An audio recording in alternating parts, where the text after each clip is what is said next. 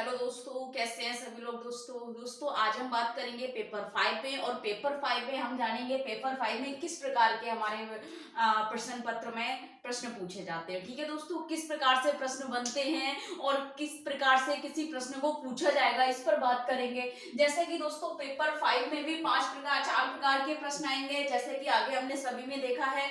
और उसमें भी क्या है दोस्तों, 4 प्रकार के जो प्रश्न हैं, चारों ही अलग अलग है, जिनमें हमने अलग अलग तरीके से जिनके सबके आंसर देने हैं। ठीक है दोस्तों, तो देखिए दोस्तों, पेपर 5 में आपको सबसे पहले तो 5 नंबर की फुल फॉर्म करनी है, जो कि सबको पता है कि एक फुल फॉर्म 1 नंबर की होती है। और पहला जो हमारा क्वेश्चन है वो 5 नंबर का है। ठीक है दोस्तों, दूसरे में हमने क्या करना होता है, 5 प्रश्न दिए होते हैं, उनके आंसर हमने दो दो वाक्यों में देने होते हैं। ठीक है दोस्तों, अति लघु प्रश्न की तरह। तो ये हमारा 10 नंबर का होता है।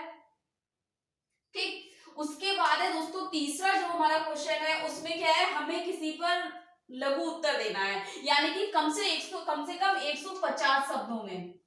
ठीक है दोस्तों, इसमें क्या है दोस्तों, 5 प्रश्न दिए होते हैं और आपको केवल 4 करने हैं। ठीक है, 4 कौन कौन से किस तरीके से दिए होंगे, देखिए दोस्तों, पेपर हमारा है, जो हमारा यूनिट है या पेपर 5 है हमारा थ्योरी का, तो उस थ्योरी में से इस प्रकार से प्रश्न बनते हैं और इस प्रकार के तरीके से प्रश्न पूछे जाते हैं आपको पेपर परीक्षा में। देखिए दोस्तों, सबसे पहले प्रश्न दे रखा है, वृद्धि और विकास के सिद्धांतों को लिखिए।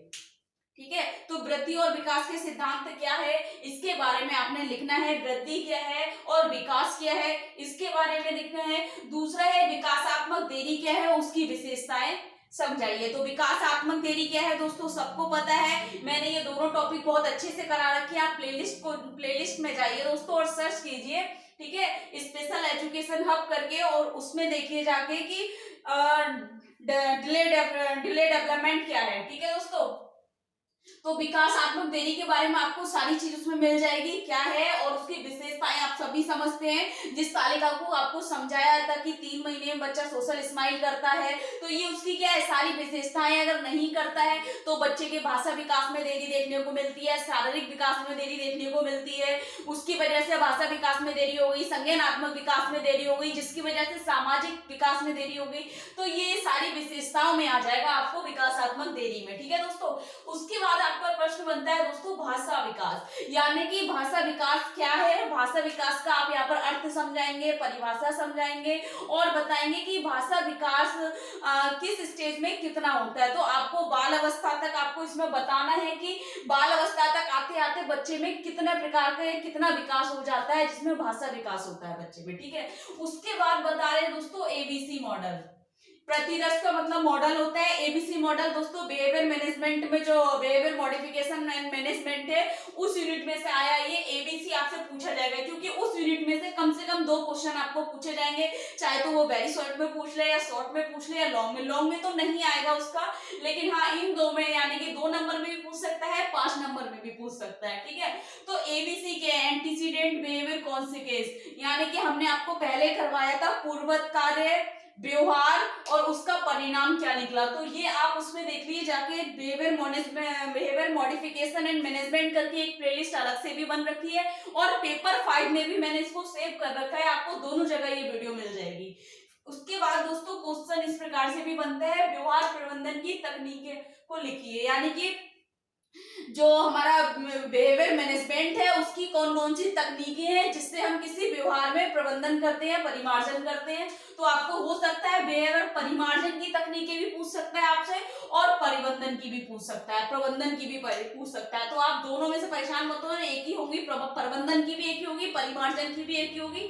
आप जाइए प्लेलिस्ट में जाइए, उसको देखिए वीडियो को। ठीक है, तो इस प्रकार से आपके शॉर्ट क्वेश्चन बनेंगे, जिसमें आपने 150 शब्दों में इसका उत्तर देना है। ठीक है दोस्तों, उसके बाद जो हमारा प्रश्न नंबर 4 है, इसमें हमें क्या करना है, कम से कम 250 शब्दों का देना है, 250 शब्दों में देना है। और इसमें हमने देखना है करना क्या क्या है। तो ये देखिए दोस्तों, सबसे पहला प्रश्न है, शिक्षा मनोविज्ञान को परिभाषित करते हुए शिक्षा मनोविज्ञान का महत्व प्रकृति क्षेत्रों को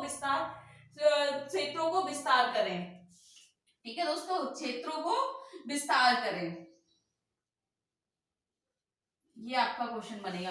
तो शिक्षा मनोविज्ञान क्या है इसके बारे में बताएंगे, इसका अर्थ बताएंगे और परिभाषा बताएंगे, और फिर कह रहे हैं शिक्षा मनोविज्ञान का महत्व, यानी कि शिक्षा मनोविज्ञान का क्या महत्व है, क्यों इंपोर्टेंस है ये इसका, ठीक है, इसकी क्या इंपोर्टेंस है हमें वो बताएंगे। प्रकृति को समझाते हुए इसके जितने भी क्षेत्र हैं, मैंने आपको एक अलग से वीडियो बना रखा है स्कोप ऑफ एजुकेशन साइकोलॉजी का, तो आप उसमें देखेंगे तो शिक्षा मनोविज्ञान के जितने भी क्षेत्र हैं आप उनको करेंगे। तो क्या हुआ आपका, अगर इस तरीके से अगर आप हेडिंग भी डालेंगे, पहला आप डालेंगे शिक्षा मनोविज्ञान का अर्थ हो गया, पहला हेडिंग हो गया, दूसरा परिभाषा हो गया, तीसरा महत्व हो गया, चौथा प्रकृति हो गया, पांचवा क्षेत्र हो गया, और प्रत्येक क्षेत्र को आप बारी बारी विस्तार करेंगे तो आपका 250 नंबर का वो 250 शब्दों का बहुत अच्छे से आप इस क्वेश्चन को कर पाएंगे। ठीक है दोस्तों, तो मोस्ट इंपोर्टेंट है ये आपका, ये प्रश्न आपसे जरूर पूछा जाएगा दोस्तों, और लॉन्ग में ही आएगा ये प्रश्न, देख लेना हो तो ऑप्शन में आप कर भी सकते हैं इसको, नहीं भी कर सकते हैं, आपके ऊपर डिपेंड करता है। फिर है दोस्तों दूसरा प्रश्न बनेगा इसी प्रकार से, बाल विकास की प्रकृति और बाल विकास को प्रभावित करने वाले कारकों की व्याख्या कीजिए। यानी कि बाल विकास की प्रकृति, तो हम सबसे पहले क्या करेंगे, बाल विकास का अर्थ हो गया, परिभाषा हो गई, बाल विकास को प्रभावित करने वाले कारक, जैसे कि दोस्तों हमने दो पढ़े थे, एक तो अनुवांशिक था और दूसरा वातावरण था, तो हम दोनों को बताएंगे अनुवांशिक किस तरीके से हमें प्रभाव करता है, और वातावरण में जो जितने भी स्टेप थे उसमें वे सारे बताएंगे और उनको बारी बारी व्याख्या करेंगे हम। ठीक है दोस्तों, उसके बाद क्वेश्चन बनेगा आपका किसी एक तरह की बहुबुद्धि सिद्धांत। अब बहुबुद्धि सिद्धांत क्या है, जिसमें ये हार्वर्ड गार्डनर ने आपको बहुबुद्धि सिद्धांत दिया है। पहले 9 बुद्धि थी, अब 10 हो गई है दोस्तों, तो 10 प्रकार की जितनी भी बुद्धि इन्होंने दी है, तो उन सभी बुद्धि को आप बारी बारी एक्सप्लेन करेंगे, बताएंगे। पहले तो हार्वर्ड गार्डनर के बारे में बताएंगे इसमें आप, उसके बाद बहुबुद्धि सिद्धांत के बारे में बताएंगे, बहुबुद्धि सिद्धांत क्या कह रहा है, ठीक है, इन्होंने क्या क्या कहा है उनको बारे में, फिर उनके 10 प्रकार की जो इन्होंने बुद्धि बताई है दोस्तों, ठीक है, 10 प्रकार की जो बुद्धि है, 9 प्रकार की जो बुद्धि, आप उन सभी बुद्धियों को क्या करेंगे, बारी बारी बताएंगे, और सब में क्या क्या उन्होंने अलग अलग बताया है वे सभी चीजें बताएंगे। ठीक है दोस्तों, तो इस प्रकार से आपका पेपर 5 है जो बनेगा, आपको प्रश्न पत्र इस प्रकार से देखने को मिलेगा। जरूरी नहीं है ये क्वेश्चन आ जाए, लेकिन फिर भी मैं आपकी परीक्षा के लिए बोल रही हूँ, मोस्ट इंपोर्टेंट आपका क्वेश्चन ये है, ठीक है, और दूसरा ये है, ठीक। और अगर मैं इसमें से आपको बात करूं लघु उत्तरीय प्रश्न में, तो आपको देखिए ये प्रश्न आपको देखने को मिलेगा, और दूसरा सिद्धांत तो मिलेंगे कहीं भी आ सकता है क्योंकि पेपर ही वही है, और हो सकता है आपको एबीसी देखने को मिले।